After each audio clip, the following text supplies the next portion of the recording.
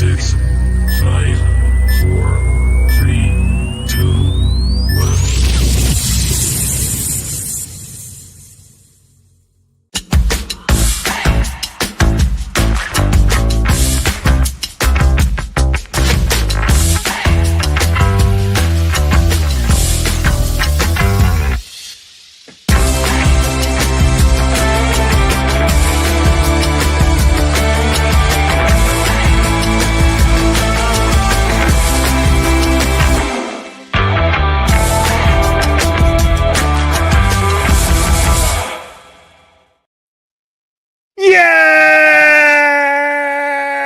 Yes!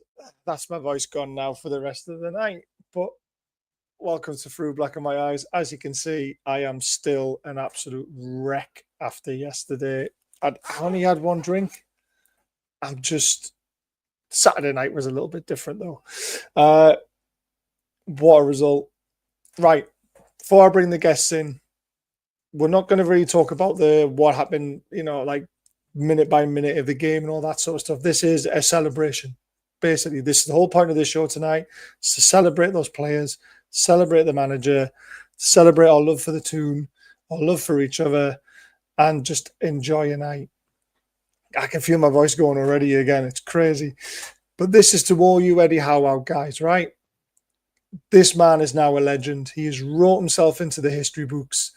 He's got 10, 15, 20 years. He needs the key to the city. He needs a statue. And that crowd yesterday was phenomenal. Ah, my days. Right. Let's try and bring everyone in. I'm dying. Oh, so we've had Baz, how are you? Ill. But in such a good way. Oh, without a shadow of a doubt. Without a shadow of a doubt. My voice is just going. And Henry will be feeling the same. Yep. Yeah, I wasn't great earlier, but I've had a couple more, and so I'm feeling better now. But the hair of the dog. I man, love it. what a feeling! Oh, what a feeling! Let's bring Ian in. Ian, how we doing? There's Ian. Hey Dan. Hey Henry. Hasn't quite sunk in yet, if I'm perfectly honest. My wife's just showed me videos of me yesterday after the game. I tried to get them through to you, Baz. Oh, I was just about to say, where are they? I want to have a laugh. Did you know?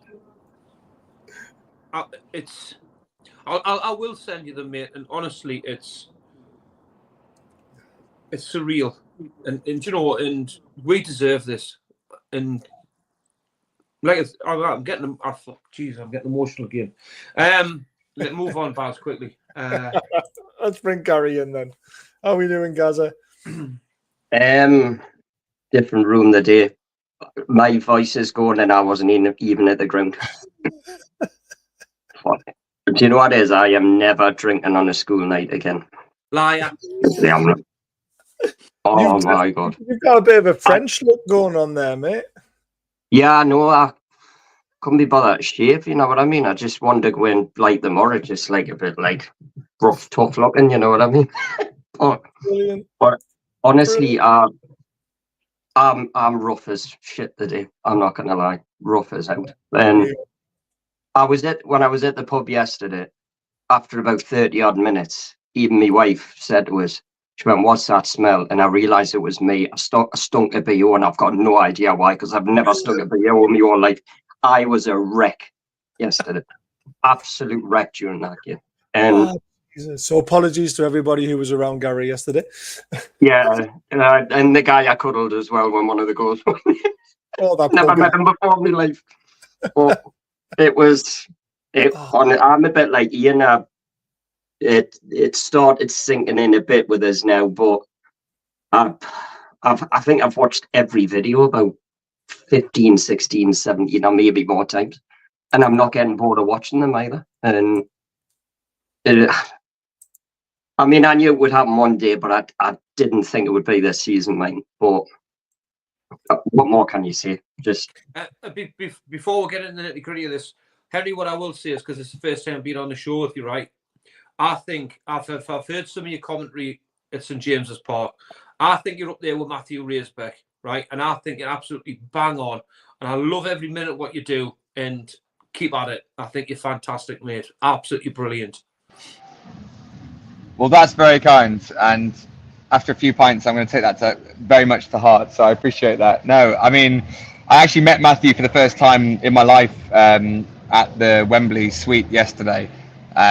Lovely guy, massive inspiration of mine. So I've got a huge amount of respect for him. But sadly, I wasn't commentating yesterday. I was doing reporting duties. But man, like I've seen the clips from Matthew's commentary from yesterday, and just captured it perfectly. It's you know, it just sums up. You know, he's a Newcastle fan as well, and obviously I am too. So like being in that position to commentate on your team that you've supported your whole life, and to see them do that, you know, you can't write that. It was beautiful. It was beautiful. This is why I think both of you stand out like a sore thumb, because you're doing something because of the club that you love, and you can feel the passion what you do. And when we score, especially, you can see it means that much, and that's all that matters to Newcastle United fans. And like I say, Henry, I think you work this. Both you and Razor are absolutely brilliant, and just keep it up. And we're so lucky to have you around the football club. I think it's amazing, brilliant.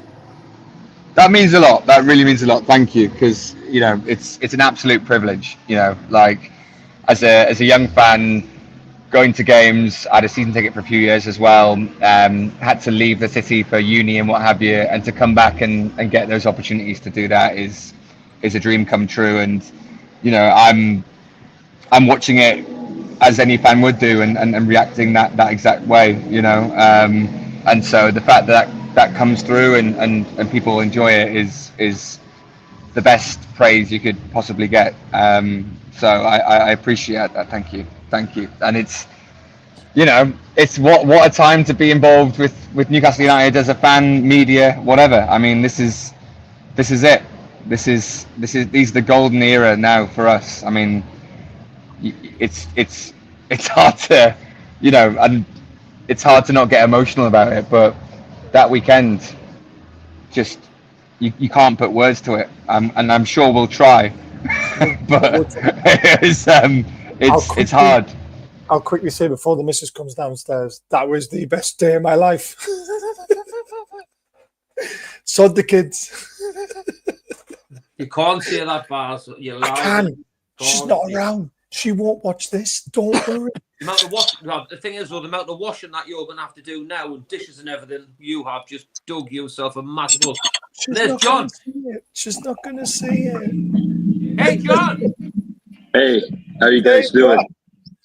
Oh, man, honestly. Right, let's try and get into it a little bit. Right, so Saturday night, we met Jules and partner Dave. Covent Garden got squashed on the way out. It was Bendalum. It was just unbelievable. I couldn't believe how crowded it was. Pubs ran out of beer. He actually shut down the pub we were in because the staff were too tired to carry on serving drinks. I was like, do you realize how much money you're missing out on here? I mean, we were 5-6 pints deep by that point, and we wanted to carry on, and we weren't allowed. I was the Dolphin closed too. Yeah, everything closed early. It was a nightmare. So then I had a choice to make. Was it Tonali? Was it this home shirt? Or did I go for the retro shirt? I obviously went retro because I've been wearing the home top for home games and it hasn't been bringing much luck recently. So I thought I'd change it up. This was my favourite photograph of the day. There's loads more, but I wanted to put up my favourite one. Liam from Hughes Family on TikTok and his son Hayden, who we ended up looking after for about 4 hours.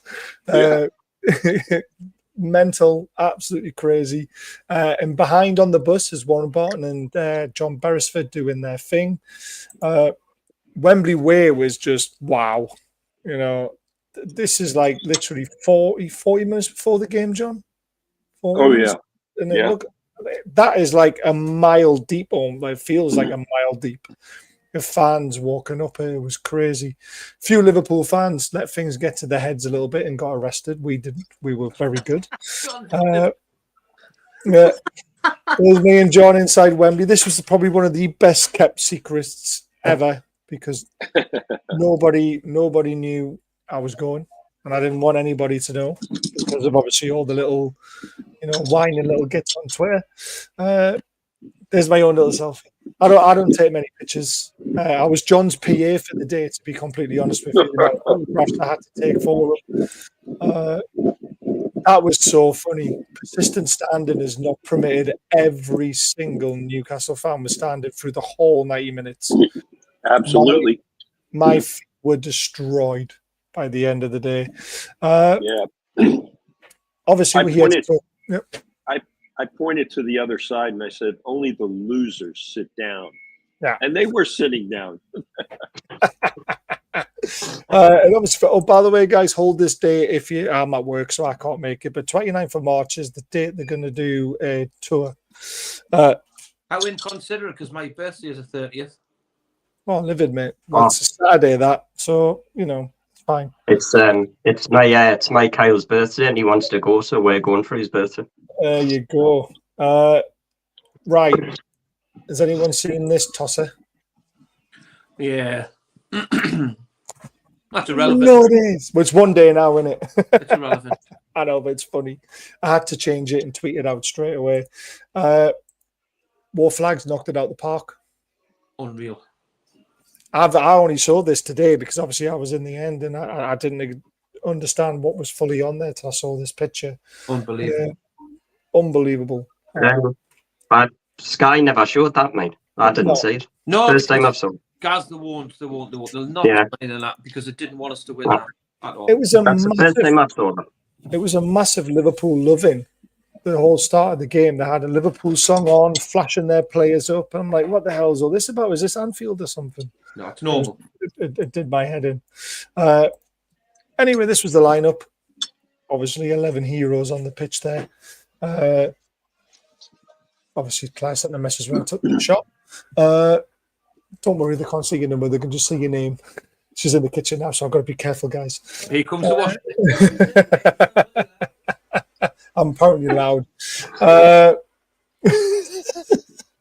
Honestly, but that first half, man, oh, God, absolutely incredible. I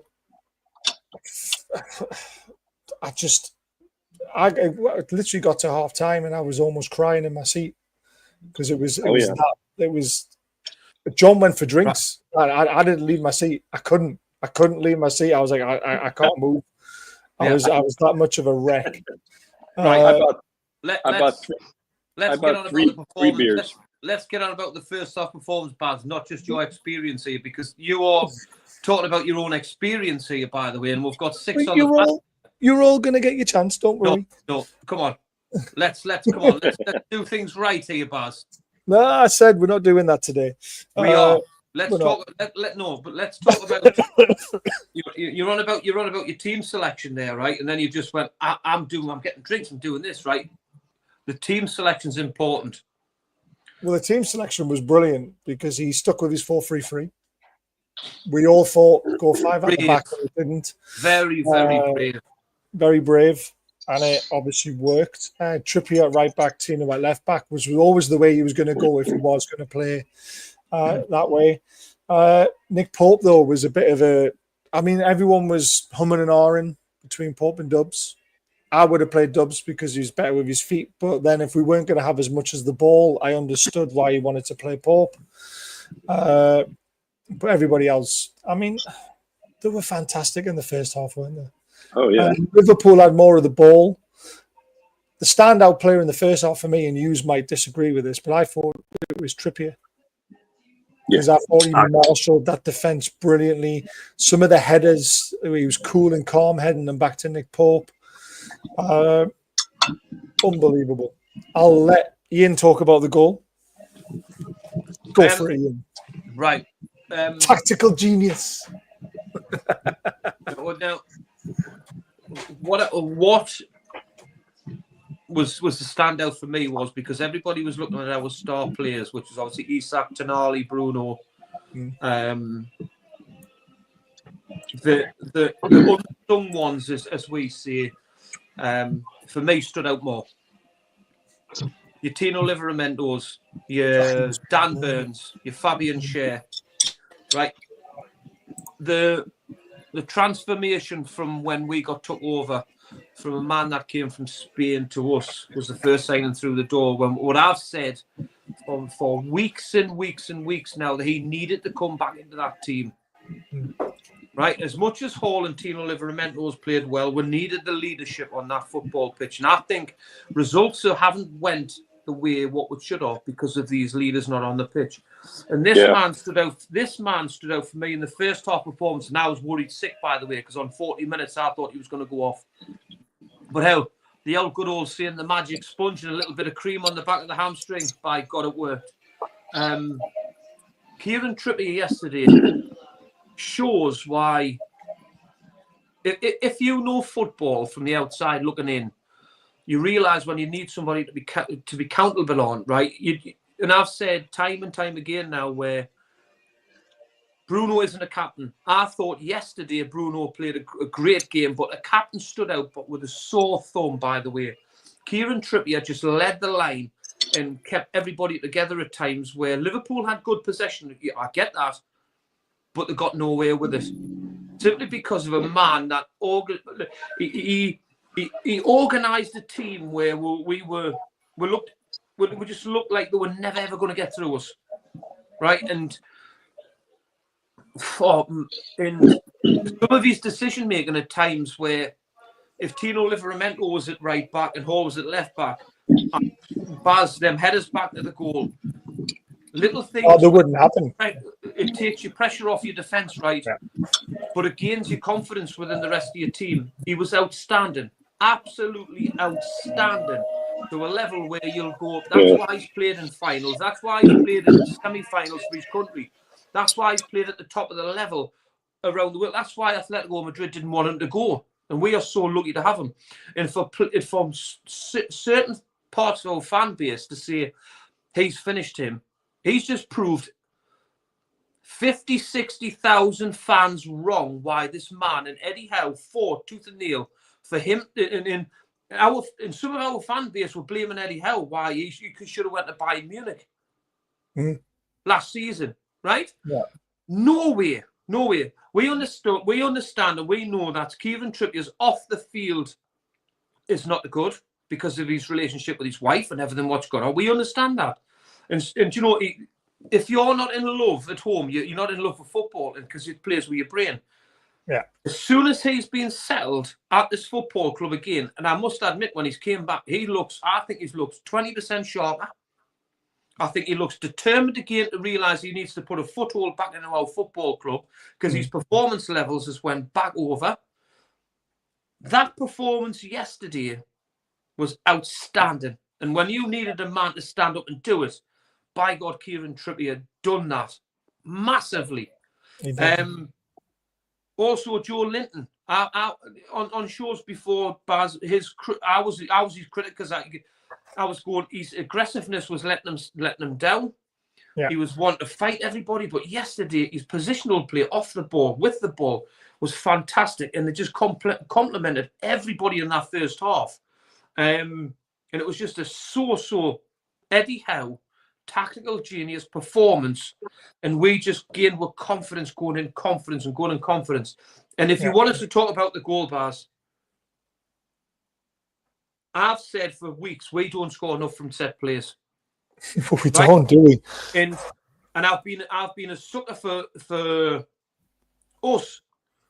Zonal marking kills football teams, right? And we've been really vulnerable with zonal marking, and we've conceded through zonal marking. Yesterday, Liverpool zonal marked, and Kieran Trippier's first two corners came in. He hit the first man, he hit the penalty spot, and then we dealt with him quite well. Sorry, Liverpool dealt with him quite well.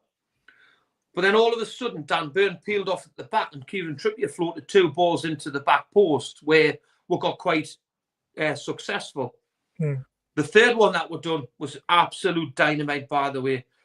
and this is what we should be doing on a regular basis. The ball from Trippier was fantastic. The run from our players to drag players into the area to leave them alone, by the way, was fantastic. And Dan Burn with a header, it was just dreamland, absolute dreamland. And we couldn't ask for anything more, and especially for the local boy to put a one in the back of the net. And at a crucial time of a football match, just before half-time, where I've been in situations where you've hung on and done well, but when it's a sucker punch and you just don't know what to do. And I thought it was brilliant. Absolutely a great goal, powerful header, sheer ass.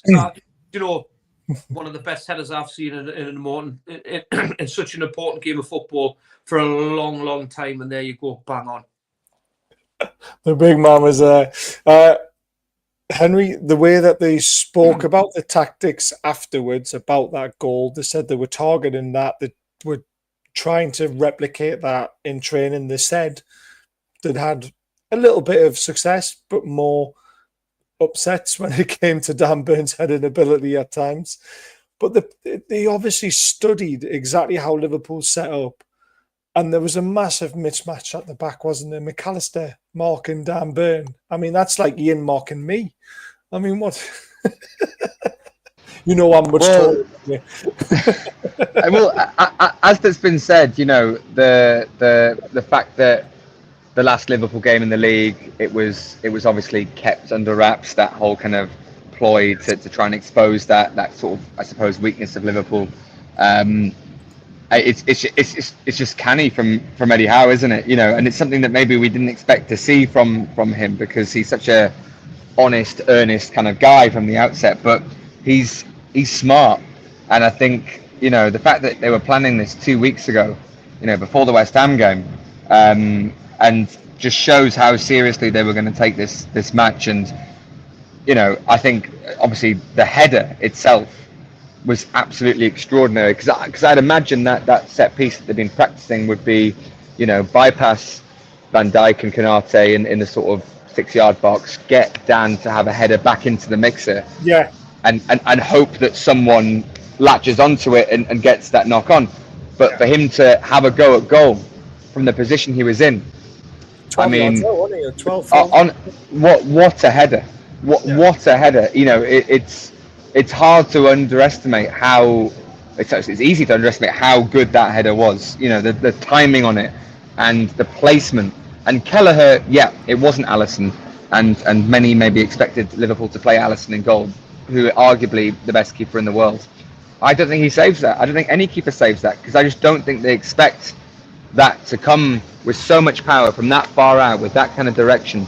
And I have to say, obviously I was in the media area at Wembley for that, but we were quite near the Newcastle fans. We were kind of on the edge of it.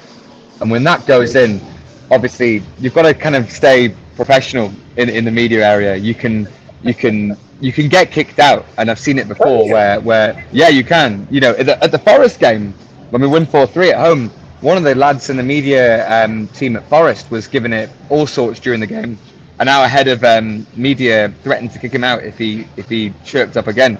So I think there's quite strict kind of regulation around keeping it kind of quite professional in the media area.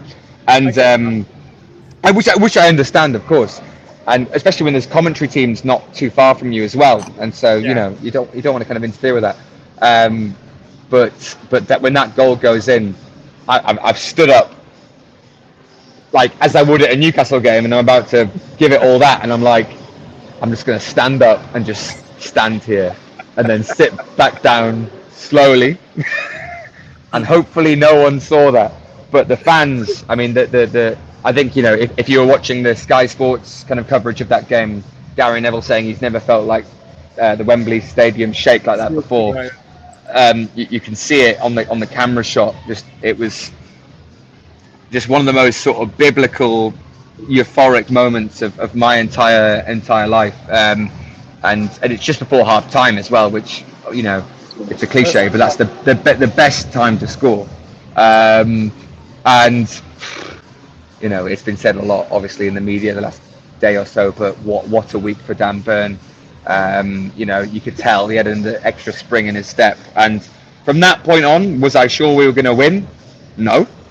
No, I thought that second half Liverpool had 6 or 7 more gears to go into. We had maybe 2 or 3, and I think that's the difference between the 2 teams. You know, Liverpool. Let's get back down to earth here. We played unbelievably well, but Liverpool weren't good.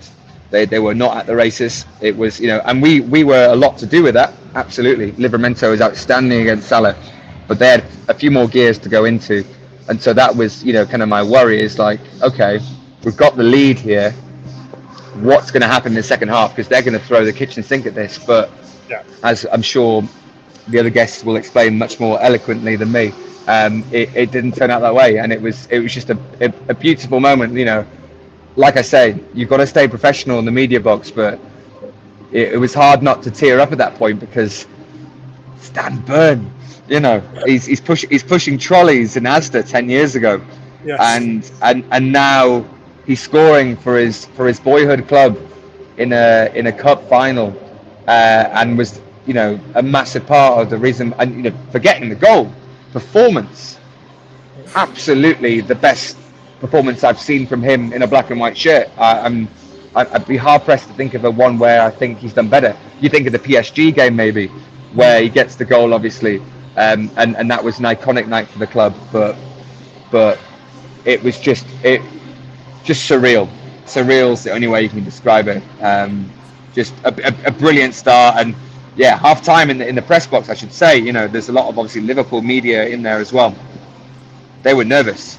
We were right on the front foot from minute 1, and there was a lot of chatter before the game about how this is going to be a Liverpool win. They're so strong. You know, Tuesday night shouldn't affect them so much, but the conversations I was having with other journalists at half time, wildly different. It was the best way it could have gone. Yeah, I mean, a lot of their fans were actually not as optimistic as what I thought they would be, to be fair. Let's go to Superfan. Dan, what was the reaction in the pub where you were? All right, okay, maybe not. Let's go to Gary. Gary, what was the reaction like in the bar you were in? Bloody hell. I jumped on a bloke I've never met before in my life. The bloke jumped on me who never knew who I was. My wife was just standing there by herself, like cheering. When that goal went in, honestly, I'm not kidding. The 4-3s against Liverpool, the semi-final defeats, the final defeats, you name it, just all exploded and disappeared when that goal went in. I've never felt anything like I did when that first goal went in from Dampen in football in 30 years. Because that, not only was it was my first goal in a final for God knows how long. And probably 2000. Probably. That was like the semi though, wasn't it? Like, that was a semi. I was going to say, Shears crossed to Rob Lee in the 2000 semi. Yep. Yeah, but it's a semi-final though, but a final would be 1955 when we last won the exactly. And it was just, I'm telling you now, I said to the guy next to us, I says that was a Shearer-esque header that from Danbury. And I don't know if anybody noticed, but Eddie Howe tactically, his set pieces yesterday were incredible. Yeah. Because what he did was he got Isak, Joe Linton, you name it, to go on Van Dijk. They were the ones who Van Dijk was stuck with, and Dan Burn jumped on McAllister, and that's how the goal happened. Because McAllister can't head a ball past Dan Burn. And it was full stop, to be fair. He's not that kind of player, is he? No, he's not. And it was I'll tell you what, man, it's been all over the telly as well. Like, and we all know this, everybody knows it. Eddie Howe tactically outplayed him. Slot. Hold on a minute. Yeah. Eddie Howe knows tactics. Yeah. Are you sure about that? Yeah. Everyone keeps telling us he's inept. He doesn't know what he's doing. He hasn't got a plan B, Eddie Howe. I've just found it. Eddie Howe said that a few weeks ago, Liverpool away. Whether this is true or not, I don't know. He played a different game to what he did in the final because he didn't want Liverpool to know what we're going to do in the final. Now, that is a manager with a plan B. I'm sorry. But, I mean, Ian was 100% right on Kieran Trippier as well. you know what is that performance? I agree with you, Baz. I thought he was incredible that first half. And when he was holding his hamstring, I'm thinking, oh, please God, no. I was like, But you know what is that performance from me now has told me keep him till he ends his career, convince him to stay. I don't want to lose Kieran Trippier. I would 100% keep that man at this football club. The thing is with me, guys, right? That performance was always in Kieran Trippier. 100%. Because that's how good he is. And that performance shouldn't sway your vision of him to keep him there, because that's his ability. And he is. It doesn't matter if he's on the ball, on the field, on the ball, around the changing room, whatever. That man needs to stay at this football club till he finishes. Yeah, and he deserves it. So he was the first man through the door for the project, and I'm hoping he's the last man out the door for the project. Yeah, because it's Kieran Trippier. I mean, how many times have we defended him on this channel? I mean, we all said when the rumors happened, some of us were 50. I was 50-50. I'm not going to lie, because I saw the business side of it, but then I also thought about the playing side of it. You know, we were going to lose a leader. We were going to lose someone with, who's won trophies, who knows how to win. But then there was the PSR side of things. It was such a difficult one to weigh up. And we all said, if Trippier leaves, we'll be gutted, but we would understand it if it had to happen. Like the Anderson deal, we understood it, but we'd be gutted. The thing is with the Anderson deal, I get that, right? Because he's young, he's fresh. When you've got somebody with the experience, when this is so important in a cup final. If we had younguns in our team, we learned so much of that last cup final. Yeah, 100%. Even Trippier has played. Bruno himself learned from the last cup final.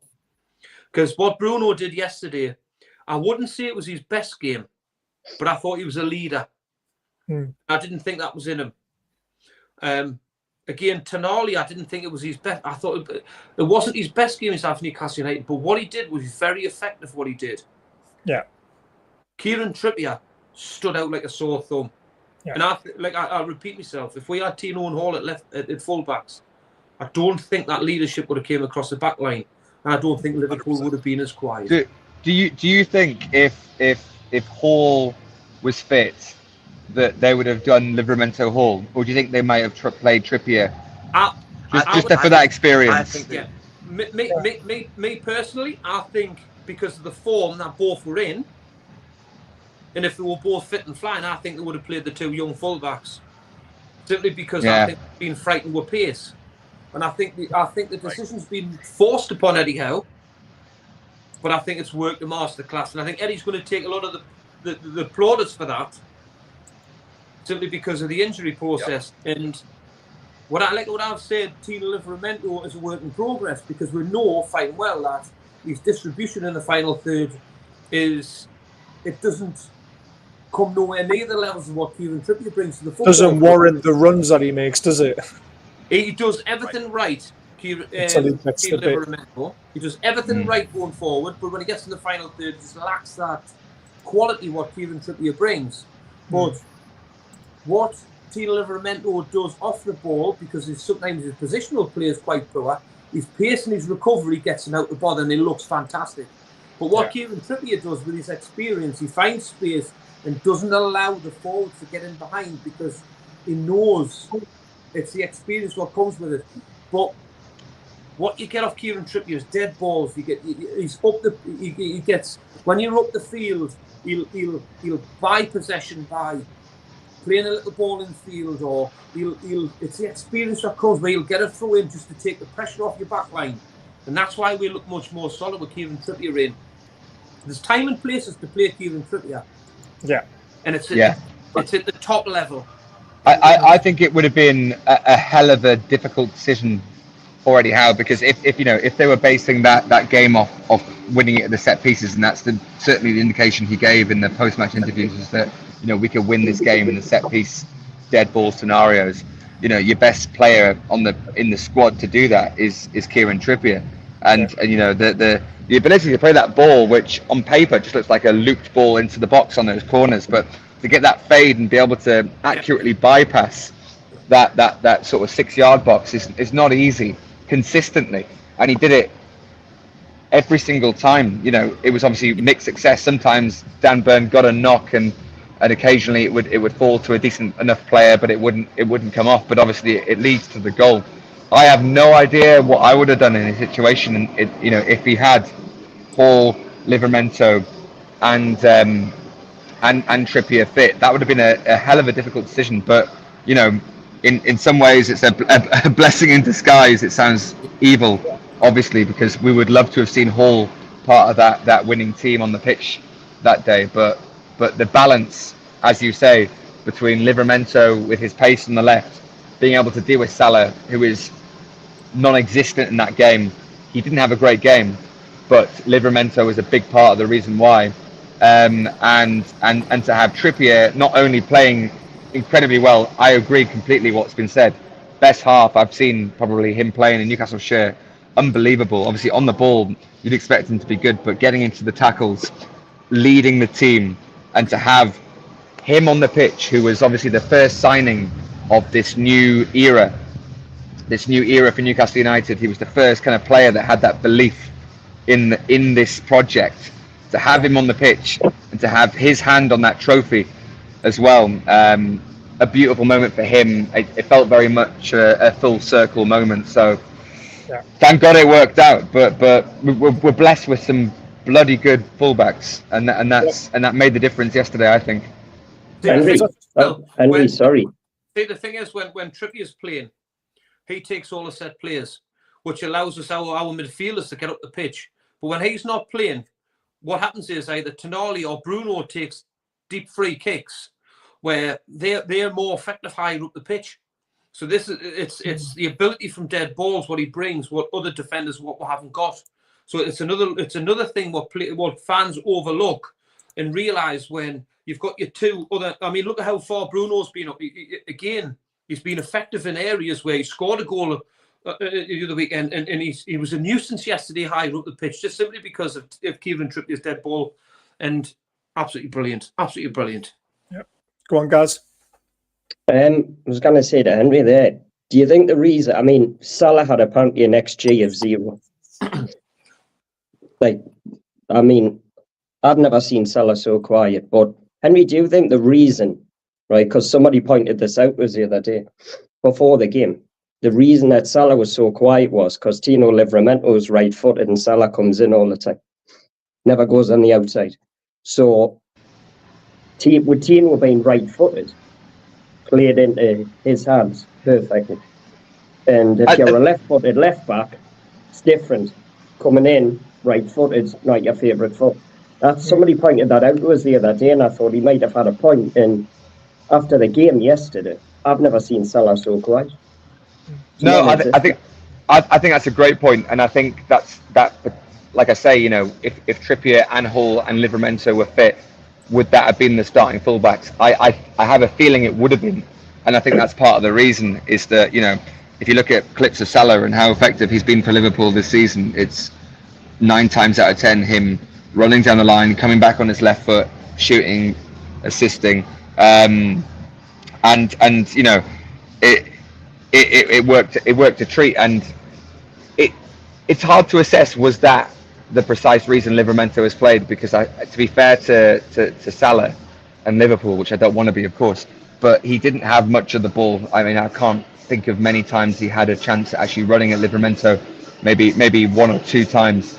And so if that's the thinking from Eddie Howe, it's genius, because he's not going to run to the byline and put it in on his right foot, Salah. He's never done that. It's not his game. And, you know, I think if I'm in Eddie Howe's situation, very easy to say in hindsight, but I think I would have been tempted to go with potentially, even with a fit Lewis Hall, and it's a massive call this, because he's been absolutely outstanding. And if Lewis Hall's fit, maybe Eddie Howe does go with him. But from my point of view, as you say, the threat from Salah is on his left foot when he comes inside and gets involved with the more central areas of the pitch. You know, I think Livramento was really well equipped to deal with that. And I should say, you know, Luis Diaz as well is a hell of a player on the left hand side, and again kept quiet by an aging Kieran Trippier, you know, who might not be the player he used to be. He was absolutely outstanding. He had his number the entire game, and there's a lot. You know, I've got fans. I've got no fans. I've got friends who are who are Liverpool fans. You know, immediate reaction. We weren't at the races. You know, we didn't play well enough. Blah blah blah. But I really think Newcastle had a massive part to play in that. I really do. I think defensively, one of the best defensive performances. And I think Cher will go under the radar as well. But I think he was outstanding as well. Obviously, Dan Burn's going to get the plaudits as the goal scorer, the local lad. But I thought Cher was absolutely magnificent. We didn't see him, you know, spraying the balls that he usually likes to play to the wings as much. We saw a more gritty kind of throwback performance from him, which he's capable of. And he delivered it to an absolute T yesterday. Defensively, couldn't be prouder of that performance. Yeah, nice to see you, Martin. John, can't unmute. There we are. There you are. Hey, what's John. up? What did you make of the goal? Well, first of all, I do want to say something. I got a chance to meet Henry before I went down to London, and I love that guy. He's amazing, and he does a really good job with. He called me in as a guest. I came in. Made me feel really comfortable just chatting about Newcastle and the team. I love you, Henry. Thanks. Thanks. What do I think of the whole discussion so far? The whole game? Just Dan Burn's goal. Oh, Dan Burn's goal. It was beautiful. And for all the same reasons everybody else has said, it just touches your heart when, one, you know that we've got a fighting chance in any game against any team, anywhere, if we play good, hard football, and if we start off strong. And we did that. But to have a Geordie score the goal like he did, I just think, you know, he's a defender. But every time he scores a goal, it's freaking epic. It's just epic. So I don't think he scored a dodgy goal, has he? The one against Leicester was fantastic. The one against PSG was monumental. Yeah. The one against Brighton was the other one from a corner. And then this one yesterday. Crazy. It's just epic. And it, you know, it's a cherry on top. It just makes you feel good. So, yeah, I thoroughly enjoyed that. And we all went into halftime.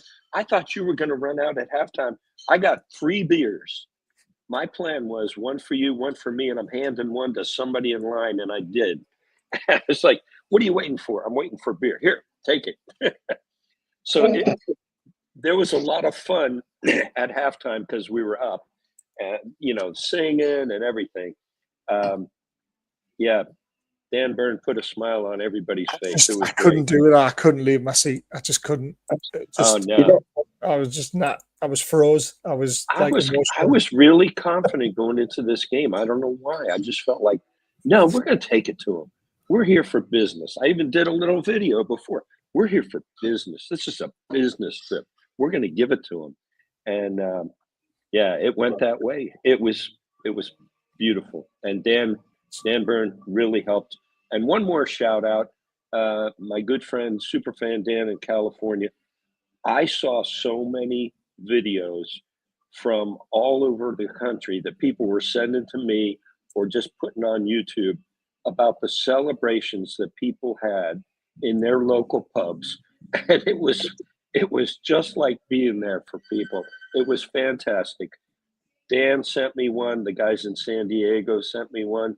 People were crying in Chicago. It was wonderful. That's all. I'm just, I can't do a technical breakdown of the game. I was just in love with the whole thing. All you have to say, it was great watching that ball float over. It was great watching Dan Burn get his nut on it, and I went mental. You know what was funny is at the game, you know, Trippier is setting up to kick the ball in, and they show a big thing of Dan Burn in the middle of the field, in the middle. And I said, oh, I'd love to see one right off his forehead. And the guy next to me just grabbed me and kissed me after it went in. It was the best. It was the best. And it was the perfect, I mean, so when I was sitting there and we had the corner, I was like, that's another corner. Do you know what I mean? We're just going to put it in the box and we'll see what happens. Right. And when he scored, it was kind of a shock. And then it took about a second for it to sink in. The ball actually went in. We just all erupted at the same time. It was crazy. It was absolutely amazing. Right, second half. Let's just jump straight to the goal. But I do actually probably get demonetized for doing this, but I really don't give a crap. I found this, and this is good for you, John, and for you, Dan, because I find this really funny because I found it on TikTok. Here we go. You'll laugh as soon as you read what's on the screen.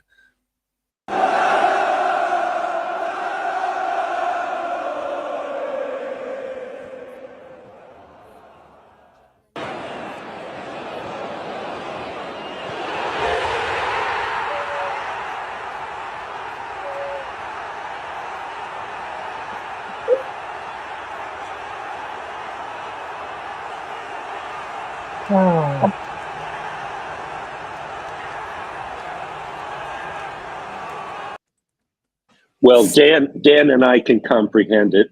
We can definitely comprehend it. Fuck the Super Bowl. Exactly. This was bigger than the Super Bowl. Oh, there's no doubt. But that was someone's personal TikTok, so I think we're going to be fine. But I had to show the goal. I mean, when I was literally watching the build up to it, and literally the ball got to Tino, and I was just like, great move. What about the disallowed? We're not going to talk about that. That's just a stain on the game. The ball, I was like, as soon as the ball was halfway in the air, I was like, that is a ball. That's right to the back post. And I tell you what, Jacob Murphy's header, the leap on that lad to do what he did was unbelievable. But then the movement from Isak, when he realised who was on the back post, what position he was in, he knew he wasn't going to get the ball back across the 6-yard box. He knew the best chance of him getting on the end of something was a little knockdown. And he just drifted out, left Van Dijk standing, and then he swept it home. Absolutely brilliant. And it gave us one of the best pictures we've seen in a very long time. Baz, as well, moments earlier, Isak had a right go at Jacob Murphy, by the way. Did he?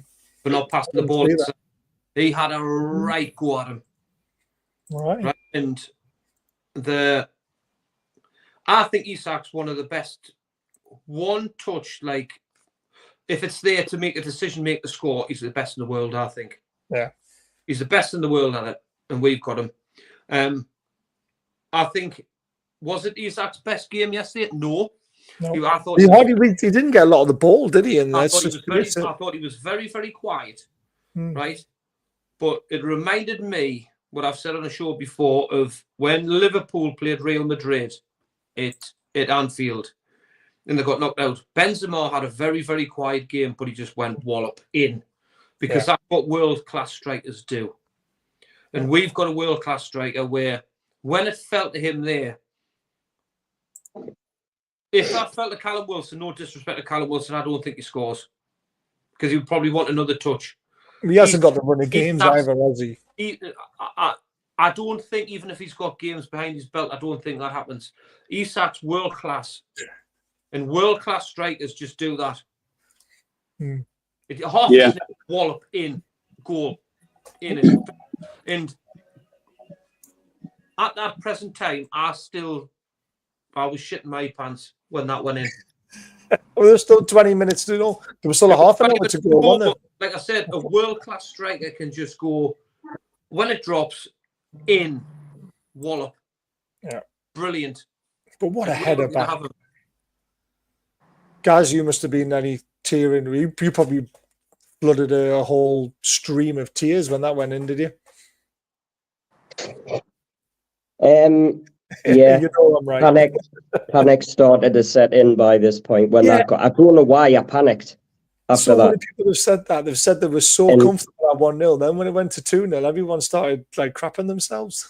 Yeah, it was the build-up. I mean, you're right. The Jacob Murphy's header was absolutely class, mate. But Tino Barnes played it to Tino.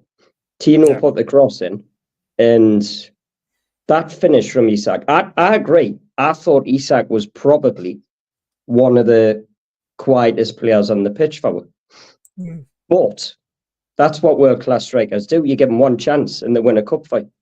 Exactly. That's what they do. And that finish was absolutely world-class. And he came off Van Dijk, and it went bottom corner. Yeah. I think Ian's right. I'm not sure Wilson scores it. He might have 5 years ago, but he certainly wouldn't now. But his celebration and all, and it was just, I mean, I don't know if you know, but when that goal went in, the panned on Isak and the screen was shaking on Sky. The camera couldn't stay still. It was that. The camera was shaking more for Isak's goal than Dan Burn, and I'm guessing because it was at our end. But it was no, but I was the same after that. My head was on the ground after that. I just couldn't cope anymore. And the PO got even worse, and I thought I'm gonna end up in the bin here, you know. It was just, I don't know. By this point I was drinking pints like I was drinking a bottle of pop. It was going down far too quick. And honestly, it was like I said, I remember going into another room to go to the toilet when the goal went in. There was a rowdy room next door. I went into the rowdy room to have a look. 2 blokes jumped on top of us. They sat near that. It was just one of those pubs, you know. It was a bit rough. You know, it was perfect. Yeah, it was perfect. But they're the best ones. It was. I mean, that would. I think the reason I got nervous was because when Dan Burn scored, I was thinking there's still half for football to go. But when Isak scored, I was thinking, we're going to do it. We're going to do it. And that's when panic set in, because I thought, we're actually going to do it. And it was, but no, do you know what it is? I might have only been in a pub, but I tell you what, the experience of watching them 2 goals, wow. Yeah. I can't imagine what it was like at the ground. You must have that memory that it was just incredible, because I've been to San Siro and watched Shearer score goals, and you name it. I've been to huge games, and it was incredible at the pub. Never mind what it would have been like at the game. I lost my shit. Just a quick one. I mean, because you will know, who was the guy hobbling in the cast at the end? I don't know. Celebration. I know that as well. It was on his right foot, wasn't it? I thought he was hobbling literally to celebrate. Yeah, he was just jumping over, wasn't he? It was brilliant. Trying to work out who it was, because it wasn't Lewis Hall. So no, I haven't got a clue. But it might have been one of the staff, maybe, or one of the. I don't know who it was. But just a quick one as well. I thought Harvey Barnes had one of his best games in a black and white shirt yesterday as well. Yeah, I thought it was brilliant. I thought it was very unlucky. I've been a bit critical of Barnes. Everybody knows I think he should have done a lot more than he's done. But yesterday, you know what he was doing yesterday? He was going on the outside. He wasn't just coming inside. He changed his game. And I think that's because Eddie Howe told him to. It allowed Livramento to go in. Yeah. And it was like, I know I keep going on about, but Eddie Howe's tactics yesterday were just absolutely fantastic. And you'll still get people now saying he's not the right man to take with the next level and all this, because there's bound to be some out there. And he's just literally broke the biggest drought in football.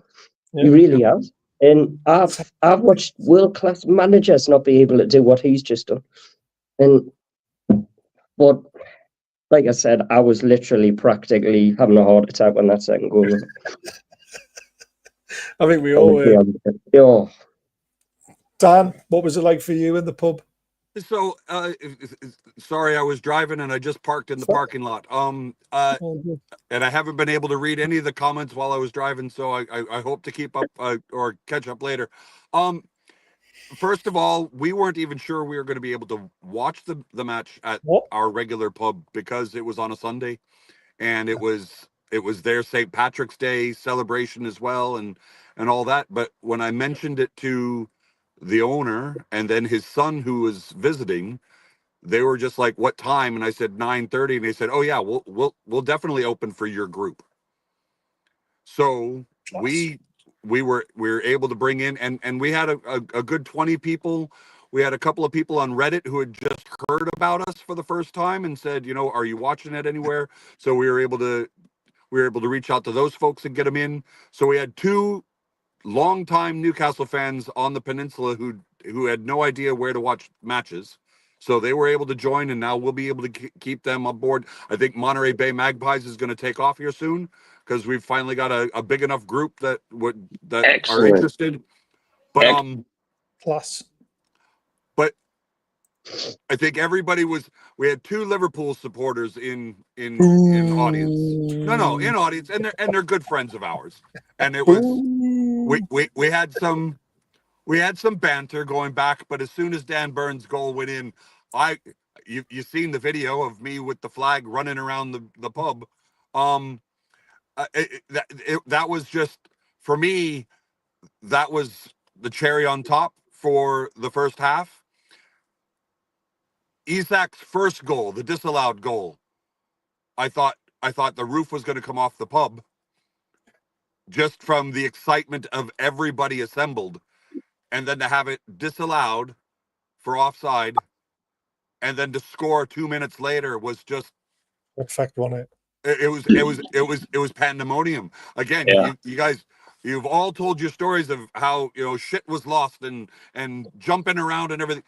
I ran outside with my Isak flag, and I had to stay outside for a little bit because I was too excited. And like Gaz said, I got nervous. I was 2-0 is not the lead you want to have with, you know, 40 minutes to go, 30 minutes to go. So, you know, I was nervous, but I couldn't have been more chuffed. I was ecstatic. People just kept coming to me asking, how long has it been since a trophy? And I said, think the Chicago Cubs, think the Boston Red Sox, think, you know, I was just naming all of those droughts. I was just like, this is ours like that. And they're like, oh, really? It's been that long? I said, yeah. People started coming in for brunch who had no idea what I converted 2 Chelsea supporters yesterday. They said we were Chelsea fans, but watching you watch this game, we're Newcastle fans now. So Excellent. I mean, it was one of those experiences. Like we've all said, it was transformative. This is what we've all been dreaming of for decades, and to have that level of, I've listened to you guys talk for the last 45 minutes about the tactics and everything. I mean, he got everything spot on yesterday, Eddie Howe. I mean, I said to Tara, I said, we're going to build a statue of him in the middle of the living room. You know, I don't give a shit. I mean, just, we were immense yesterday. We were massive. We don't do quiet.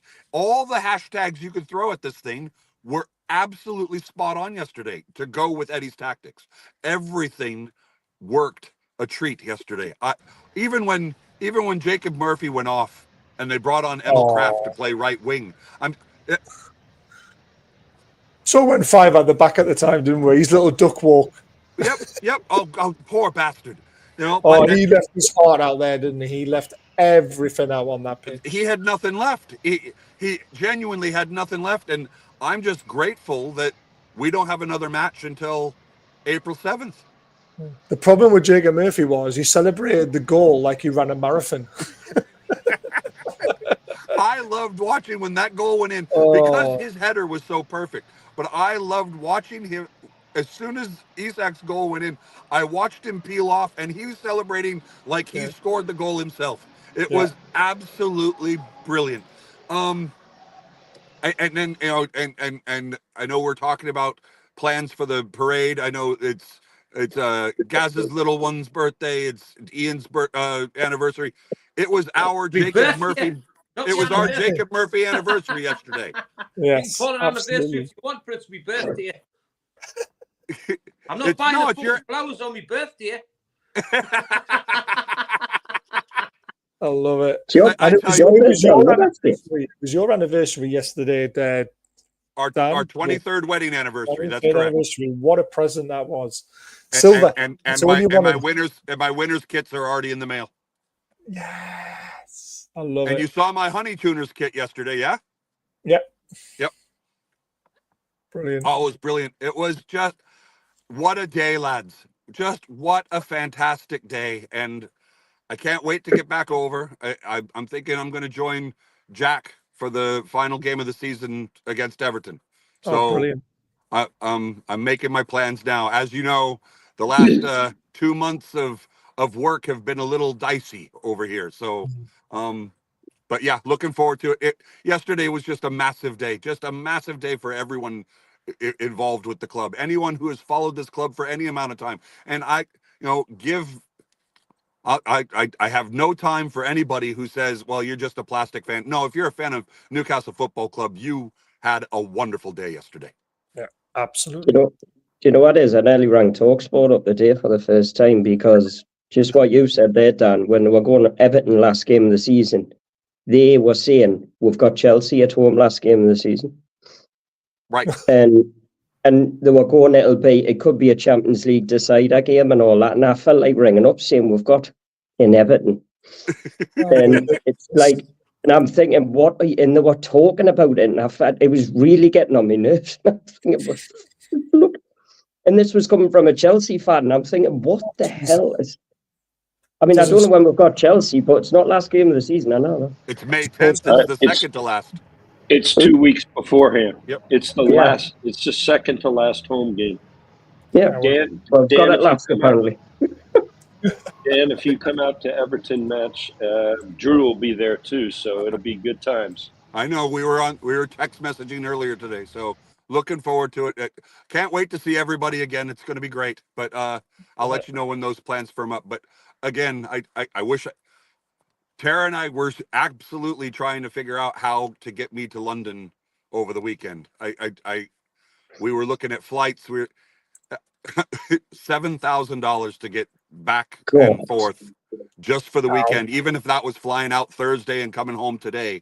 Just I'm sorry, lads, I just couldn't do it. No, it's fair enough. Right. Yeah, no hard feelings with that. My goodness. Yes.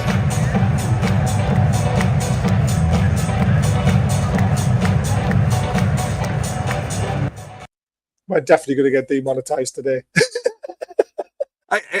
And again, I'm just watching Bruno and Trippier wait for Lascelles to come up before they raise the cup, and then doing it again on the pitch.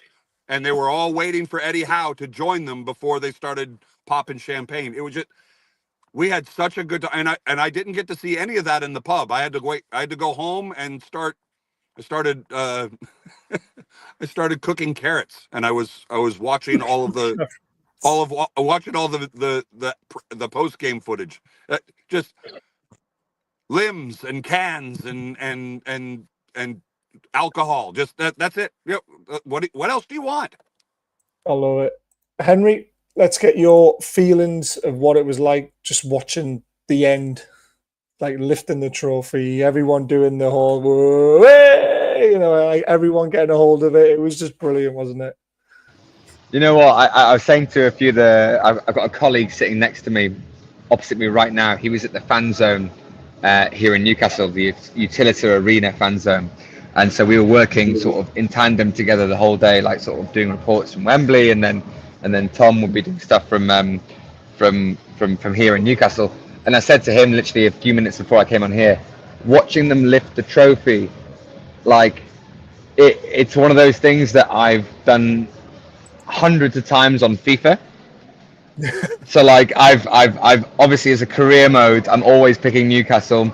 We'll go on to win the cup, the Premier League, and they give you that little cut scene at the end where you see all the players doing exactly that, and seeing it in the flesh was just so surreal. And he called me sort of soon after that happened, and I don't think I gave you anything useful, mate, did I? I was just in this whole world of my own, just thinking, what the hell have I just watched there? Like it's surreal. And like, you know, at the time, obviously you're emotional and there are tears and stuff, and then you go home, you go back to your hotel, for me it was, and you kind of look through social media and you think, like, fuck, that really did happen. I saw that happen. And you know, obviously I'm incredibly lucky to have been there, but all my family were back at home watching it on TV, as many fans would have been, and sent me videos and stuff, and were FaceTiming me at the end, and just so many special moments. And I think that's the beauty of these kind of moments, is that, you know, obviously when you're there, incredibly special, but what it means to people who are back home watching it in the pub, wherever they are, it's those memories last a lifetime. And you know, I've been sat in the pub for a couple of hours before I came on here with Tom, and we've been just, all I've been doing is scrolling. All I've been doing, that photo, that one right there, that one, I said to Tom, I was like, that looks like AI. Yeah, I was thinking. It looks like AI, like that. Because I think, Baz, you had a photo not too dissimilar of that, of Eddie holding 2 trophies last time we were on, and that obviously was AI.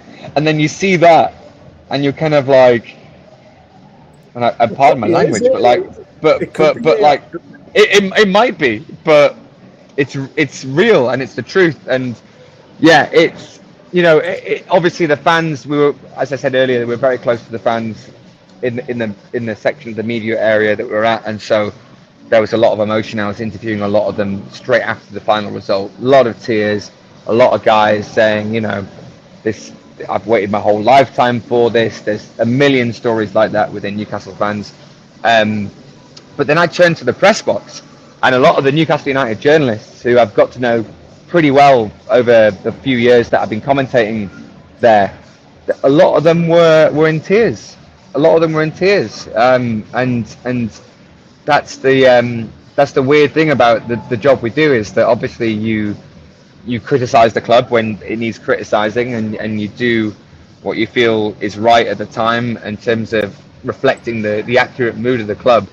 But when you look back and you see these people who work on reporting on the club for as many years, you know, I've not done it for that long, but there's people that have been there for decades before me, and to see them tearing up, not necessarily Newcastle fans, but people who have been associated with the club for however long, just shows that it's not just an emotional occasion for Newcastle United fans, but for football generally, to see the underdog win against, you know, a club like Liverpool, who've been absolutely outstanding. We couldn't have played on paper a better team in that cup final. We were maybe helped by their recent slight dip in form and whatever. You can spend hours looking into that and whatever, but just, it couldn't have been tougher, way tougher game on paper than it was against Manchester United a couple of years ago. And to put in that performance, and to deserve to win, you know, and as you know, the guy on the screen right now, Dan Burn, Jacob Murphy, these players that have been associated with the club with the whole of their lives, it's beyond words. It really is. And I've had a few pints, so I'm not going to get emotional again, because it's happened too many times this weekend. But special, and my final comment would be deserved. Yes. Deserved. It wasn't a fluke. It wasn't a smash and grab. It wasn't that one lucky set piece and we've stolen the game. Our midfield outclassed Liverpool's midfield for that entire game. Those are probably the 2 best midfields in the Premier League up against each other. And we won that battle. And that makes it so much sweeter, I think, is to have deserved to win that game. And the scenes, as you're showing there, my colleague Tom again was at St James's Park last night, and he's a Man United fan. He's a Man United fan, so I fucking hate him. but but especially after the last final, which we both worked on together. But but he was at the fan zone at Utilita. He was at St James's Park last night, and he was saying to me literally just a couple of hours ago, I felt myself welling up just like seeing how much this meant to the city that he's lived in for many years now. It's beautiful. As I say, it's for all football fans that the underdog beating the team that many people don't like and want to see fail. I've never seen such international support for us in a win like that, and ahead of the game too. Special, very special. Yeah, absolutely. I want to say quickly as well as nobody's mentioned the two that believed in and promoted the project to these players with Kieran Trippier, Anthony Gordon, Bruno Guimaraes, Sven Botman. Took a risk in PSR, right? Gambled, and this pushes to our PSR boundaries, was Amanda and Murad, right? And for them, for me, they were there yesterday, and I just thought, this is what it's all about. And if it wasn't for them believing in our football club and having an interest in how big this club can be, we wouldn't be in these cup finals if it wasn't for them too.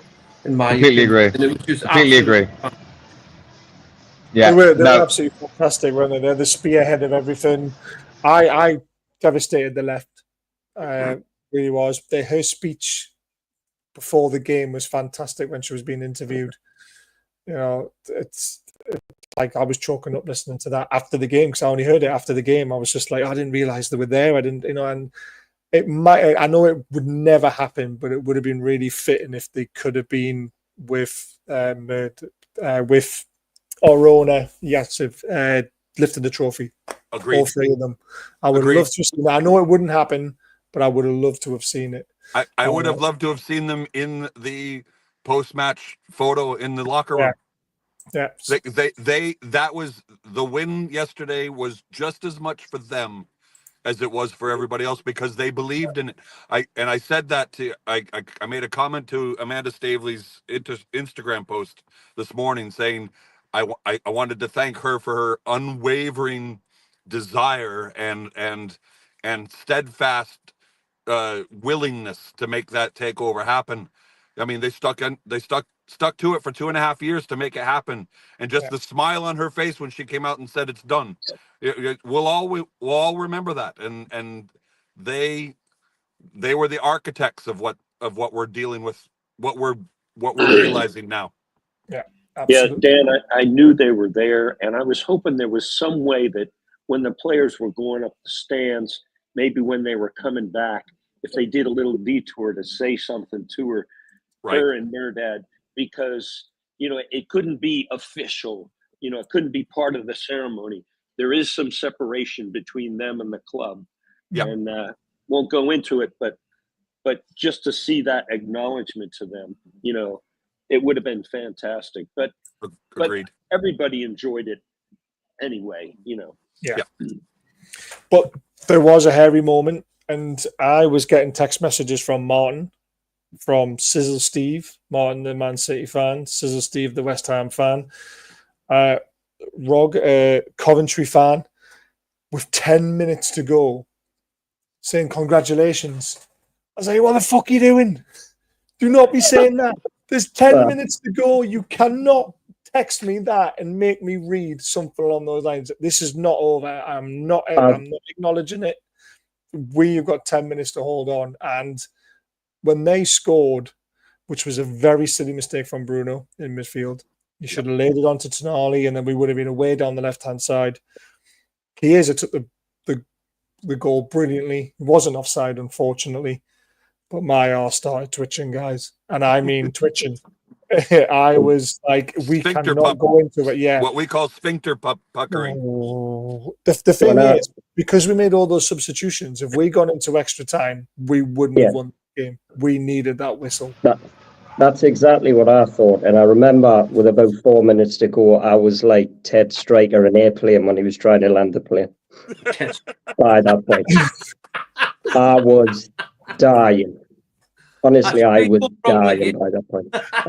Jesus. I cannot believe you just made that reference, guys. Ted Striker, that's a classic, that, by the way. Yeah, and if anybody hasn't seen Ted Striker land the plane, like that's what I was like. Go and watch it because I was just. Brilliant. Baz, My brilliant. wife was telling us, "You need to get your head up, watch the game," and I'm going, "You've got no idea. This is 30 odd years I've been put through this and all that." She's going, "Oh, put your head up," and I'm going, and I tell you, the BO, the smell was getting worse, and I'm thinking, I'm literally dying here. Like, yeah.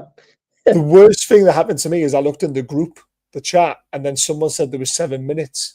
And I shouted out loud, 7 fucking minutes. Everyone around me was going, 7 minutes, where they got 7 minutes from? And like everyone, and then he put 8 minutes up. It's like, what the fuck is going on? And then we had VAR on their goal, so they took 2 more minutes. It was 10, 11. I was just like, oh, my heart can't take this. You're on about the extra time. As soon as the extra time went up, stopwatch on my phone. Yeah. Right? And I stopped my stopwatch at 10 hours and 55 seconds. And I kept looking. Mate, I did see the best bit of time wasting I've ever seen in my life when Tonali untied his laces to tie them back. He actually untied them. But you know, we've spoken on this a lot of times about managing games at the end, and we've always failed to not see games out. How brilliant were they yesterday? We all were shouting, "Get that fucker in the corner!" Well, Tonali did it brilliantly. Wilson did it brilliantly. He was a little bit wet in one of them, which I thought, but Bruno which I screamed at. Fight with everyone when he was in that corner. He was like a little rapid Wolverine. He was just like, "Come near me and I'm going to kill you." It was just absolutely immense the way they finished the game. And the relief when that whistle went. It was like, wow. And then the euphoria started again. When they were keeping it in the corner, I thought Shearer was going to run on the pitch and get in the corner at some point because nobody did it better than him. No. And Wilson did it once, and it was, you were right, it was, I don't know, it was terrible. And I was screaming at the screen because there was about 30 seconds left here. And there was another heart attack I had with it was a minute left on the clock, and the ball went back to Nick Pope. I'm like, right, let it run into your box and pick it up. And he just lashed it with his left foot, but it went fucking sideways into the crowd. I was like, what have you just done? You've given the ruin. I'm like, oh my God. This is probably going to get really pissed off on me, but there you go. But yeah, I mean, we lifted the trophy. It was absolutely fantastic. Let's go around the houses and have the last word. I know, Henry, I've kept you on much longer than I expected to, so I'll come to you first if you need to go off. Just sum up the experience for you. I've been trying to do that all day because it's literally my job is to try and do that on the radio and try and like sum up the occasion. I think it's just it's perfection. Yeah, it's perfection. It's, you know, the opposition, the way we played, the occasion, the atmosphere, everything. You know, to see Eddie Howe welling up himself, he's not an emotional guy at all. And I think that's one of the reasons why he's a fantastic manager. He's never too high or too low. But to see him welling up the way he did, Graham Jones as well, one of the unsung heroes in the backroom staff, who's obviously a massive Newcastle fan, and seeing him as well. You know, I'm like all of you. I'm scrolling through Twitter trying to find these tiny little moments and things that I might have missed, because when you're in the press box, you're trying to take it all in at one stage, and you're not necessarily in the crowd, and it's a strange experience. But you know, I've said it on air for Hits Radio and to my colleagues as well. It's the best day of my life. It's the best day of my life. It's a day that I've never thought would come, and I'm not an emotional person necessarily, but to see Newcastle take it to a team like that on the biggest stage and do it so well, and so many figures present there who've been instrumental to our rise in the last few years, whether it's Trippier, Lascelles, great to see Amanda there as well, of course. it's quite overwhelming, and I think it will take a bit of time for us all to process it properly. I think, you know, I've been drunk for about 3 days now, so I need to be I need I need a day off, and then I can properly I, I, I can properly sort of digest it, because literally I was at Covent Garden Saturday night, last night as well, for work purposes, of course. Research. Exactly. It's part of the job. It's a tough gig, and I've got back today at 1 o'clock. I've gone straight into the office and celebrated with the guys in the office. I'm now back in the pub, so it's a lot, but just perfect, well deserved. Absolutely testament to I think the big winner here is Eddie Howe. Eddie Howe, what a man! There's been doubters. There's been people that have written him off at various times this season and seasons before, and I'll never understand it, because this guy has improved so many players and has given Newcastle fans moments that we could never have dreamed of just 3 or 4 years ago. He is, I think, and it's a bold statement, but I think he'll be the greatest manager we've ever had. I really do. I really do. Like, what more could you ask from a guy who has given so much to the club? He's so dedicated. He spends every single waking minute of his life worrying about the next game. And for the first time ever after the game at Wembley, he said, "You know what? I'm going to have a couple of days to put my training books down and enjoy it." And Enjoy the thank moment. fuck, Yep. thank fuck for that, because the guy needs it and deserves it, because it's been a workhorse from saving us from relegation to Champions League, beating PSG at home, 2 cup finals, the second being a winner against the best team in Europe on paper. We're a lucky bunch. Let's not And- forget as well, we beat Forest, Wimbledon, Chelsea, Arsenal, Yeah, Liverpool.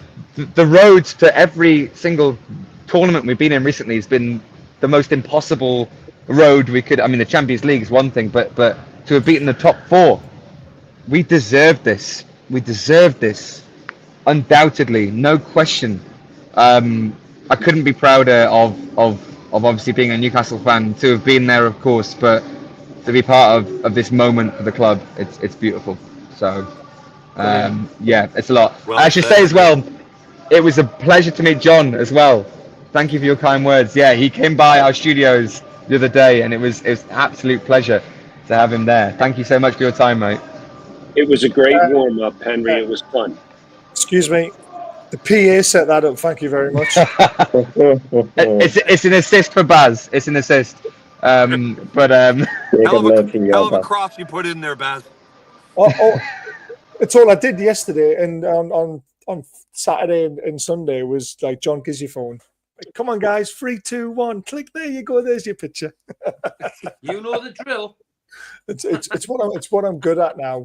I actually know my role now. It's great. I am just John's PA. It's fantastic. Dan, sum up your feelings. Just elation, just absolute elation. Again, when I chose Newcastle back in '94, and then got to know them, like Henry said, on Championship Manager, and then played them in career mode on so many different platforms over the 3 decades. I chuffed is not the right word. I'm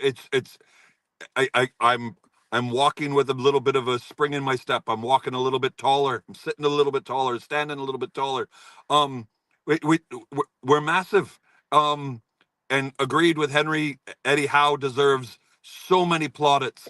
I wonder I was just thinking while Henry was speaking, what would Eddie Howe have done with Johan Kabay? What would Eddie Howe have done with Czech Tiote? What, I'm sitting about looking at all the teams, all the players, all the managers that we've had over the last 3 decades, and thinking to myself, how did we get here? And how did we get here with this bunch? This squad, this roster is such a lucky bunch, and the likes of Ryan Taylor and Steve Harper and John Beresford and Warren Barton and Jonas Gutierrez that were all in town yesterday in London, meeting with fans and everything. Every one of them will tell every fan they talk to how lucky we are to be associated with this club, not only through history, but because of yesterday. We are so incredibly lucky and so incredibly fuck it. We're deserving of this. We're deserving of it. We should wear it like a cape, and we should just run around with our arms out for strength like we're Supermen. And we deserve this. We're massive. We don't do quiet. Away the lads. Quiet. I love it. We don't do quiet. Guys. Wait, hold on. Wait, just 1 second. Here's Riley. Here's the eldest bairn. And look what they're wearing. I love it. There you go. Your turn, guys. I mean, where do you start? Okay. I remember when that final whistle went in. Oh man! There was a time I cried at a game, and it was when Collymore scored in the last minute. Oh God, no! Let's not go back there. My tears out. And I remember at the time thinking, "We'll get our revenge on you one day." There was the revenge. There was the revenge. It took a while, but we got there in the end. We've now 30 years. Yeah, 30 years. We got there though. We've now brought the duck. We can now not worry about finals or this, that, and the other, getting that first trophy because we've done it. Now we'll go to the next stage. And when the chairman said at the end, there's number one, more to come. This is I thought, yeah, right now, because they will. They'll bring more trophies. And I'll tell you what, if we're in the Conference League next season, which is possible, I wouldn't be surprised if we win that. Honestly, I wouldn't. It wouldn't shock me one bit. So, but just every pain I've ever had as a Newcastle fan just went out the window yesterday. And it was just incredible to watch Bruno and Trippier. And when they got Lascelles over to lift that trophy, just fantastic. I need to ask you a question though, Gary. Right now, we finally won a trophy. Are you going to start to learn to be able to lose and still show up and answer your phone? Yeah. Because I did turn up for a loss last week, I think. I can't remember who it was. Oh, yeah. Sometimes I've got to wait for a reply from you after a loss. Oh, I know. I'm shocked. How many times have I left this call today? Do you know what it is? It's because I get shouted at by a kid for asking us nonsense on a regular basis, and this is what I have to put up with. I mean, I will say one thing. This shirt behind us, I've wore this shirt once, and that was yesterday. It's the first time I've wore Isak 14. I think I'll put it on a bit more after that. So it's brought us a bit of good luck. So there you go. John? Oh, man, I don't know where to start. I had 4 hours sleep last night. I woke up so early. I changed my travel plans. I flew to Edinburgh, got on the train, got off, and I decided I'm going to the Irish Center. I'm dragging my bag up the hill. I'm going to the Irish Center and look up a few friends and just enjoy the moment. Well, I was there for a few minutes, but then I had to go to the Strawberry. I walk in, and there's Cheryl and Andy from Dallas who came in for the match for the weekend, and other people were streaming in. I couldn't get out of there. I left there just to come here so I could be on the podcast, and it was the best excuse, just getting away. But while I was at the Strawberry, I got a call from the BBC, and they wanted to do an on-air phone interview. And I did it, and they said, "Well, John, you traveled so far.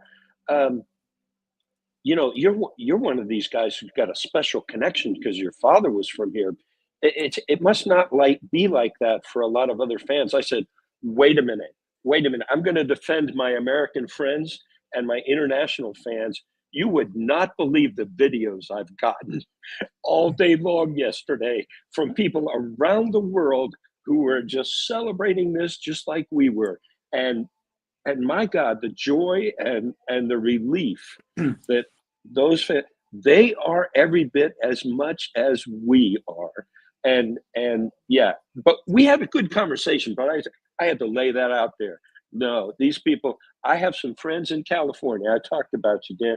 I was like, I have some friends in California that know every historical moment in He's gone. history He's of gone. Newcastle.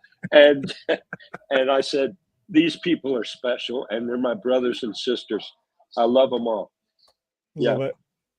Class, Yeah, John. very special. Oh, one other thing I do have to divulge. I went in at halftime. I bought all those beers. Baz never showed up. I was actually drinking his beer when when the offside goal went in, and you should have seen people throwing their beers down to run in. I saw you came back late. I was like, where the fudge is he? But there you go. Yeah. Henry, if you need So to much go, fun. mate, because I know I pushed you quite a long time. So if you I want to hear all the summing up. No, Yeah. I'm here. Like no. I'm enjoying the show at this point. I'm enjoying the show. So keep going. There's only two left. Come on, Ian.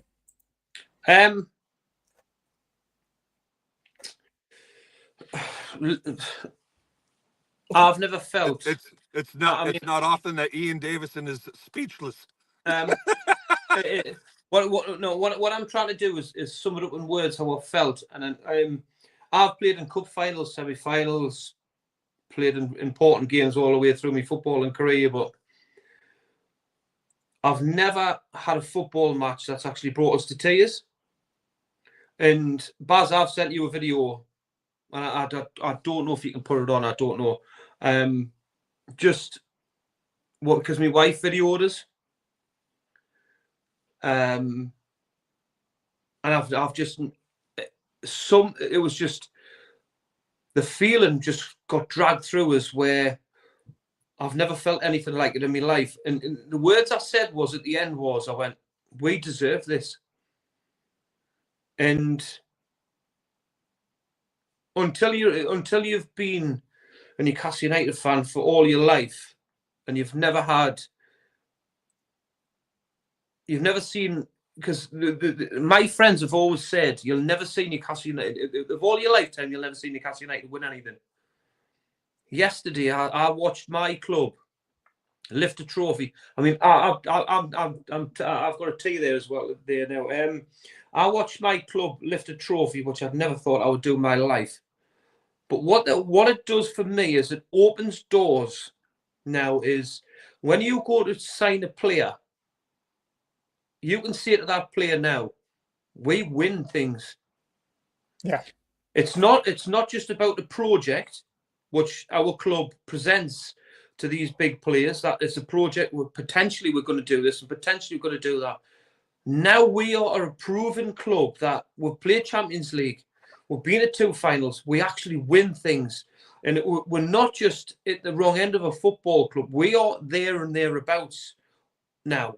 We are still potentially challenging for a Champions League spot. And this is realistic now, where these players will be attracted to our football club because what we are doing. And most importantly for me, that is massive. Massive that we won that football club yesterday. Won that the cup yesterday. It's for our club. And it just means so much. And the working class people, like I said, well, people just go to work up here and just live. We're a one city football club.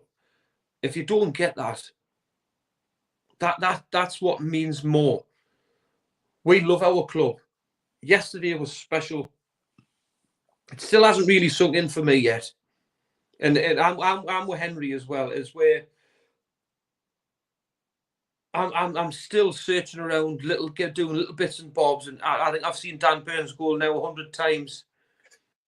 The speech from Bruno at the end and tears, because he wants to leave a legacy. He's already got that legacy at this football club, because he's captained our team to lift a trophy. Eddie Howe is just, I just don't get. Jason Tyndall It's been spoken about tonight. He's our set player man, right? This is what they work on day in, day out. But collectively, as a football club, we deserve that because we deserve it. We really do. That's enough. Hey, Ian, it's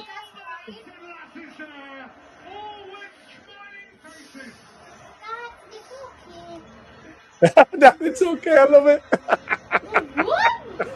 Love that. Love it. Love it. Oh, that's it's great. That is great. That was all of us. It was all of us, to be fair.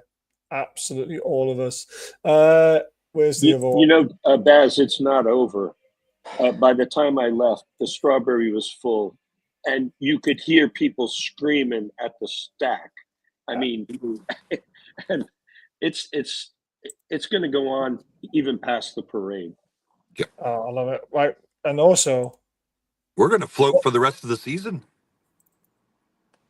John, what is success? Do you know what's gonna? I got a cigar because I was confident in my team, and we won 2-1. the only thing that was missing from that was I love it when a plan comes together. I hope, right, that we don't get look. I hope it's. I know Eddie Howe won't allow this, but I hope we get our feet back on the ground quick because there's still some important football matches to be played. And yes, it's been fantastic for the cup. We all love that. I'm over the moon as an international break because I think it's a recovery time. It's a hangover period where I think it's fell in an absolute fantastic place. It's the separation of all where team players will go to their own destinations to play. And when we come back together, I just hope that we'll really kick on for the back end of the season because it's important that the Premier League is still the main objective for our football club as much as cup competitions is important. We need to but Ian, if you look at the table right now, we've got a game in hand on both teams immediately above us, and 3 points could put us in fourth. Yeah, and that's the key, isn't it? It's just keep your eye on the ball, because obviously your Europa Conference playoffs, whatever it is you get from winning the Carabao Cup, that's good, but we have to go further, and we can do it. We can do it. We've showed that we can beat the best teams in this entire continent on a major stage. So there's no reason why we shouldn't make it. I agree. Ian, I'm not worried about it because everybody is going to show up for that next game against Brentford, and that crowd is going to carry that team just like they did at Wembley. It's going to be unreal. And Dan wants to come back because he knows from now on the rest of the season is going to be a celebration. I know what you're saying, Ian, but I'm not worried. I am so happy about this. It's exactly what we needed. You achieved something so special, and they wanted it for the fans. They wanted it so bad. Right, I've got to try and top all that, haven't I? Which is going to be pretty impossible. First of all, I'm retiring my shirt that I wore yesterday. I wore it for the first time yesterday, so this is getting retired. I'm going to put it behind some glass, and I'm going to put on it "break in case of a final." Yep. The only time that's when it's coming back out again. It's going to get washed. It's getting put away. Leslie, you can have my scarf because I know you needed one. Like John. I mean, I got to bed about 11:30. I only had one drink yesterday because I was that much of an emotional wreck, and I knew if I had too much to drink, I probably would miss my train or something would have went terribly wrong. And I've been trying to sum up the whole day in my head, which I still haven't done yet. I really haven't. My first game was when I was 9, and I'm 43 now. And I went with my dad. And my dad messaged me at Fulltyne and went, "I can die happy now." That was his words to me. And I was just like, yeah, you can. Hurry up. I'm only joking. I'm only joking. But something stuck in my mind of what he said to me when I was young, and obviously Kevin Keegan was leaving a blazing trail with the football we were playing. And he said to me, he said, cherish these games that we go to, because you will never see football like this again. And he was right till yesterday. I have seen us lift a trophy. Something that I never thought was ever going to happen. Yeah. I did believe in Eddie Howe. I really did. And we all have on this channel. We love Eddie Howe. I always knew he had it in him. I didn't know when it was going to come, because let's face it, how many teams enter these competitions? There's only 3 cups you can win in a season, 4 if you get to Europe. All those other teams fighting for them. We have to be better than all them. And the routes that we kept on getting, it just felt like everything was always against us. PSR was against us. Injuries was against us. The top 6 were against us, apart from Man City, because they like us. Sky Sports and Talk Sport were against Sky us. Sports, everyone against us. The Mackhams. The Mackhams. The four U.S. journalists that were on CBS yesterday, all 4 of them said that Liverpool were going to stomp us. Yeah. Yeah. It's crazy. The I mean, they even tried to let our tyres down on the buses going down. brilliant. It still didn't work. It still didn't work. But I mean, that was my very. I went back through my years of going to Wembley and stuff. That was actually my first final yesterday. I've been to two semi-finals and a Charity Shield game, and I had expectations in my head what it was going to be like. John, we spoke a lot about it. We're going there in hope, not in expectation. But I did have expectation in the background, because I just had a feeling we were going to do it, and just that relief, because over the years when I was at school, I was one of those dickhead Newcastle fans, and I'm proud to say it. When I was 13, 14, 15, 16, nobody was better than us, you know. And I was like, Gary, if we got beat, I took it to heart. And I was like, we're playing Liverpool, we're going to dick you. We end up getting beat 4-3 and losing the title. We blow a 13-point lead. You know, we go into 2 FA Cup finals, we get beat 2-0. I went down to the Millennium Stadium, slept in a car park. We got beat 4-1 off Man U. You know, all these character building moments in your life, and it's always a loss. And just that relief at full time yesterday when the whistle went. It wasn't lifting the cup, it was actually when the whistle went. I just sat down. It was the first time I sat down in the whole game, apart from at half time. I just sat down and had to try and take it in. And the guy next to me was bawling his eyes out. I had tears in my eyes. It was everything I've ever dreamed of. And the one thing that whatever happens from now on, no matter how much success we get, nothing's going to beat that moment. That beats the 5-0. That beats the PSG. That beats the Barcelona. That atmosphere, that day, nobody can take that away from us now. Yep. And I don't care what we win in the future. If we win a Premier League, we win an FA Cup, we win a Champions League, nothing will beat that Carabao Cup, because it was special, because it was the first time for 70 years. It was just amazing. So Well yeah, said, mate. Well said. Here. Agree completely. just loved it. Tomorrow I'm going to wake up and like everything's going to hit me and I'm going to be like dead. Oh man, oh, it was all worth it. All worth it.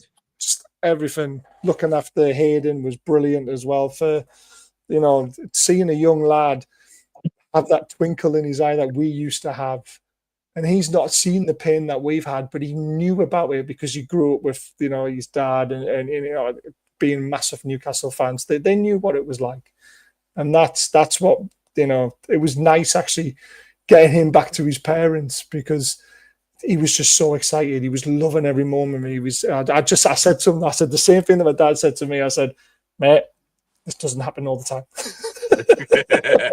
Don't get used to this. Just enjoy it. Love it for what it is. And let's hope it happens again. But thank you everyone on the panel for joining in. It's been amazing going back over the, you know, everyone talking about their highs and lows of the day, mainly highs. We've got John Gibson on in 2 weeks' time, by the way. I can't wait for that as well. That's going to be amazing to speak to him. He's an absolute legend. Baz, Yeah. Did you put up the stat yesterday, or that was put out? Eddie Howe is the first English manager to have won a trophy since 2008, when Harry Redknapp won the FA Cup with Portsmouth. With Eddie Howe. Eddie Howe was his first signing at Pompey. It's wild, that, isn't it? When I saw that, I just thought, there's fate. Just there's got to be some of that in there for sure. Yep. Beautiful, beautiful. I don't know if anybody knows too. Miggy's getting a medal. Yes, he is. Yeah, I saw that. And that's great. That is terrific. Yeah. Well deserved, because he's given a hell of a lot to the club, and I'm really pleased to see him get a medal. To be fair, it's a shame he can't be here, but he got Messi's shirt, and he's going to get a medal in a week. Not bad, is it? Could be worse. Could be worse. Some people get all the luck, don't they? Right, lads. Good to see you. We're going to run. Yes, we're all going now. Thank you so much, everyone. Come on, Henry. Thank you so much for staying on as long as you did. I thought you were going to be on for 10 minutes. Lee, Des, Gary. Henry, you say you've got no fans. You have fans on this panel. That's why we keep pestering you to come back on. Great to see you all. Great to see you all. Thank you so much. Henry, thank you. Great to see you guys. It's scary. Ian, take care. In a bit. All yours.